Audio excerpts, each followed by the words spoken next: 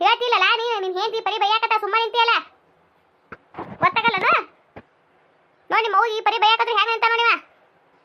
ಹೆಂಡತಿ ಮಾತ್ಕೇತಾನ ಬರೇ ಏ ಸುಮ್ಮರ ಇರು ಅರಿನ ಸುಮ್ಮಿರು ಏನಾಯ್ತು ಏನು ಮೆಣಸಿನ್ಕಾಯಿ ಇರು ತಿಂದಿಲ್ಲ ಮಾಡಿಲ್ಲ ಮನ್ಯಾನ ನೀನು ಸಾಮಾನು ಹೋಗಿಲ್ಲ ಮುಗುಸ್ ಇಟ್ಟಕ್ಕ ಮುಗುಸ್ರೇ ಅವ್ವ